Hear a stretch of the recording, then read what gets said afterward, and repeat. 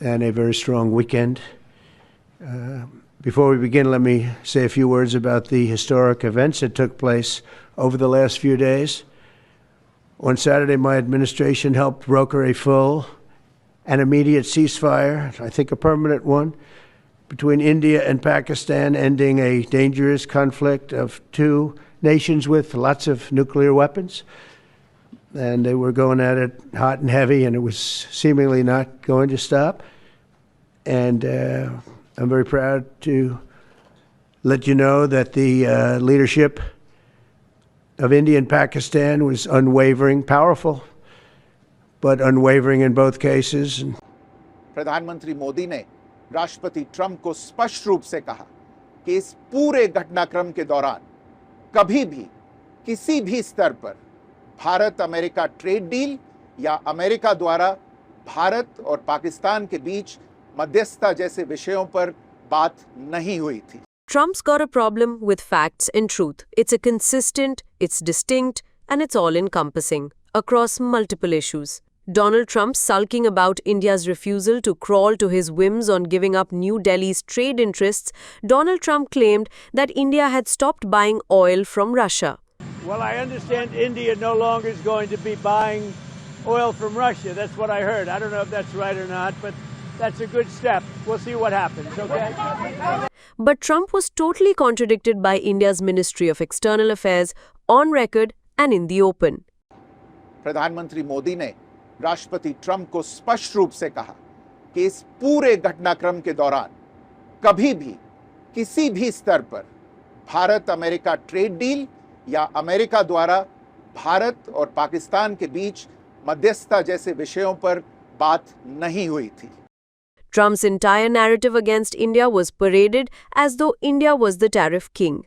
Everyone within his circle was drumming up this theory. Let's talk first about the India tariffs, which went up to 50% today. It's important to understand that the rationale for the India tariffs are very different from the reciprocal tariffs. This was a pure national security issue associated with India's abject refusal to stop buying Russia oil. And the math of this, every American needs to understand because it's related to the trade situation. You start with the fact that India is the Maharaja of tariffs. It's the highest tariffs in the world, charging on American products, and it's got high non-tariff barriers, so we can't get our products in. So we send a lot of dollars overseas to India to buy their products in an unfair trade environment. India then uses American dollars to buy Russian oil. Russia then uses those American dollars that come from India to finance its armaments to kill Ukrainians.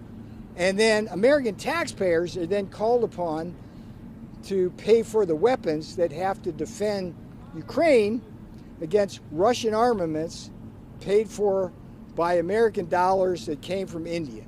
That's got to stop. That math doesn't work. The president understands the connection between economic security and national security, so that was the bottom line there. On that front, if that's the rationale, China buys more Russian oil than India does, and they have not been targeted for that. So why is India having its tariffs doubled? As the boss says, let's see what happens. Keep in mind that we have over 50% tariffs on China already. Okay. Right, but you could we go have, but they haven't been punished for buying Russian we oil. have India's we been have punished for over 50% tariffs But on not because China, they're so we don't buying want to get Russian to a oil. point where we actually hurt ourselves. Okay, But so do you that see why people would that be question, confused by that? and I think I've given a really good answer to that. But the data proves Trump being economical with the truth. In FY 23-24, India imported an estimated $42.2 billion worth of goods from America. It's been reported that nearly 75% of this came from 100 key product categories, most of which face low or minimal tariffs. India's technology tariffs are among the lowest in the world, 0% on semiconductors, IT hardware, and computers, as compared to countries like Vietnam, which have shown tariffs up to 50%, in China, where it goes up to 25%, and Indonesia, which charges up to 30%. India's entire premise of digging its heels and not giving in to Trump's bullying has been on the basis of protecting its agricultural sector and farmers. हमारे लिए अपने किसानों का हित सर्वोच्च प्राथमिकता है।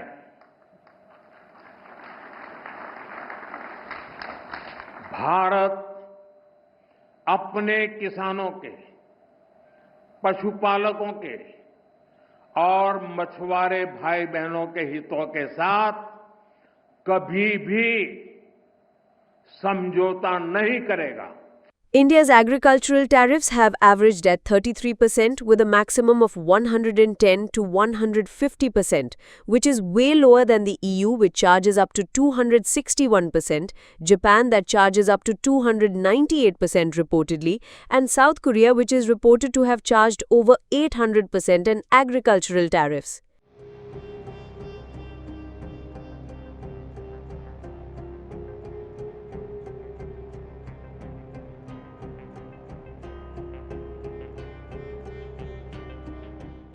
The facts make Trump stutter and fumble, like here, where he was asked specifically of why he's singling out India on having transaction with Russia when the United States itself imports uranium from Putin's land. President, India says that the U.S. imports Russian uranium, chemicals, fertilizers, while criticizing their energy imports. Your response to that, sir? I don't know anything about it. I'd have to check, but we'll get back to you on that. Yeah, please. What Trump claimed. Donald Trump asserted that the US mediated a ceasefire between India and Pakistan in May 2025 and that trade offers he extended persuaded them to halt hostilities. And a very strong weekend. Before we begin, let me say a few words about the historic events that took place over the last few days. On Saturday, my administration helped broker a full and immediate ceasefire, I think a permanent one, between India and Pakistan, ending a dangerous conflict of two nations with lots of nuclear weapons. And they were going at it hot and heavy, and it was seemingly not going to stop. And I'm very proud to let you know that the leadership of India and Pakistan was unwavering, powerful, but unwavering in both cases, and having these. They really were, from the standpoint of having the strength and the wisdom and fortitude to fully know and to understand the gravity of the situation. And we helped a lot. And we helped also with trade. I said, come on, we're going to do a lot of trade with you guys. Let's stop it. Let's stop it. If you stop it, we're doing trade. If you don't stop it, we're not going to do any trade. People have never really used trade the way I used it. That I can tell you. But Donald Trump's lie was quickly called out, directly, repeatedly, and unequivocally by India. Now, I want to make two things very clear, sir. One, at no stage in any conversation with the United States was there any linkage with trade and what was going on. Secondly, there was, please listen. Secondly, there was no call between the Prime Minister and President Trump from the 22nd of April when President Trump called up to convey his sympathy and the 17th of June when he called up Prime Minister in Canada to explain why he could not meet. So I would again, मैं इसको दोहराता हूँ, 22 अप्रैल से 17 जून तक दुनिया के किसी भी नेता ने भारत के ऑपरेशन रोकने के लिए नहीं कहा। 9 तारीख को रात को अमेरिका के उपराष्ट्रपति जी ने मुझसे बात करने का प्रयास किया। वो घंटे भर कोशिश कर रहे थे, लेकिन मेरी सेना के साथ मीटिंग चल रही थी, तो मैंने उनका फोन उठा नहीं पाया। बाद में मैंने उनको कॉल बैक किया, तो अमेरिका के उपराष्ट्रपति जी ने मुझे फोन पे बताया कि पाकिस्तान बहुत बड़ा हमला करने वाला है, ये उन्होंने मुझे बताया। मेरा जो जवाब था, जिनको समझ नहीं आता है उनको तो नहीं आएगा। पाकिस्तान ने हार मान ली है अध्यक्ष महोदय, और हॉस्टिलिटी रोकने की कोशिश की। अब रोक दीजिए महाराज। उन्होंने एक कोशिश की, हमारे डीएमओ से बात की, महाराज अब रोक दीजिए, बहुत हो गया। यह पेशकश इस कैबिनेट के साथ स्वीकार की गई थी। सुने, रुकिए तो रुकिए, बता दूंगा,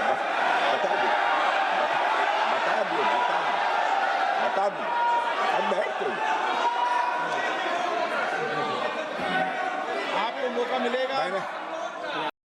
Trump's positive with truth doesn't limit to the India vertical or tariffs. In 2017, he claimed the US was orchestrating the diplomatic boycott of Qatar in 2017, asserting that Gulf leaders aligned because of his influence. The nation of Qatar, unfortunately, has historically been a funder of terrorism at a very high level. And in the wake of that conference, nations came together and spoke to me about confronting Qatar over its behavior. So we had a decision to make. Do we take the easy road, or do we finally take a hard but necessary action? We have to stop the funding of terrorism.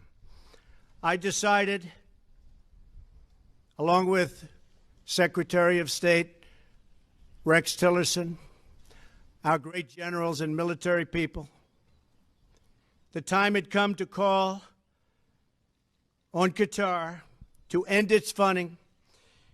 They have to end that funding. Contradiction to Trump's brag tag, officials exclusively distanced the US from orchestrating any such blockade, while specifically putting emphasis that the US policy remained supportive of dialogue.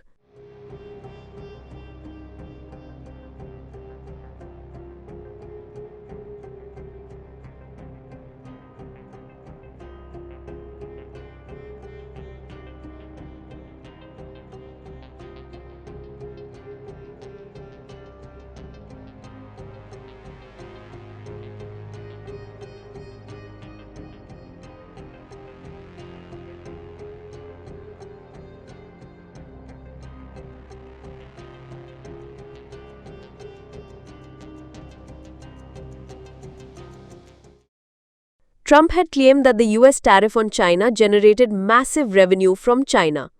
And we have to solve our trade deficit with China. We have $1 trillion trade deficit with China. Moments later, fact checks from the media outlets and agencies clarified that it was the US importers and not China that bore the tariff costs, and that much of the revenue eventually came from the American consumers and businesses. In the first quarter of 2025, Trump wildly exaggerated the trade deficits with Canada. He asserted a huge trade loss to Canada annually. We're going to be demanding be demanding respect from other nations. Canada, we have a tremendous deficit with Canada. We're not going to have that anymore. We can't do it. I don't know if it's good for them. As you probably know, I say you can always become a state. And if you're a state, we won't have a deficit. We won't have to tariff you, et cetera, et cetera. But Canada has been very tough to deal with over the years. And it's not fair that we should have a $200 billion or $250 billion deficit. We don't need them to make our cars, and they make a lot of them. We don't need their lumber because we have our own forests, et cetera, et cetera. We don't need their oil and gas. We have more than anybody. So, just as an example, with Mexico, we're dealing with Mexico, I think, very well.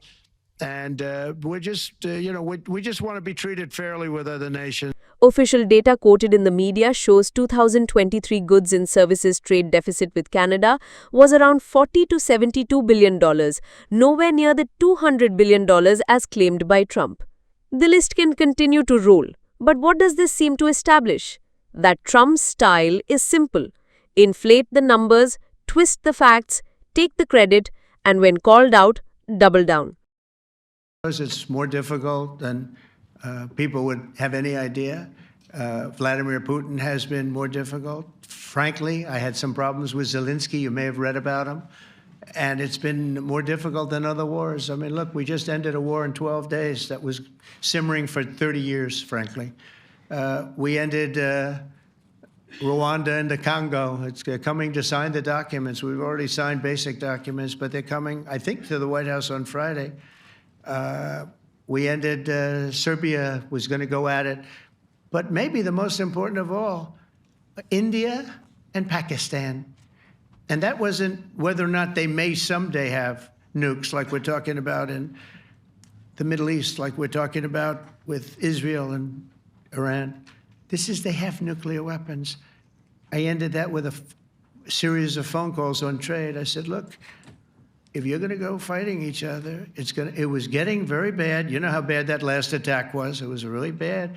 If you're going to go fighting each other, we're not doing any trade deal. No, no, no, you have to do a trade deal. I said, we're not doing any trade deal.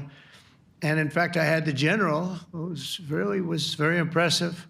The general from Pakistan was in my office last week. You know, Prime Minister Modi is a great friend of mine. He's a great gentleman. He's a great man.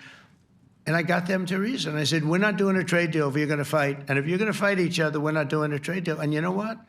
They said, no, I want to do the trade deal. We stopped the nuclear war. Go ahead. But in a world of open data and global diplomacy, the lies don't last. India pushed back, the world corrected him, and the numbers have exposed him. Whether it's tariffs, oil, trade deficits, or ceasefires, Trump's claims are part bluster, part fiction, and almost entirely self-serving.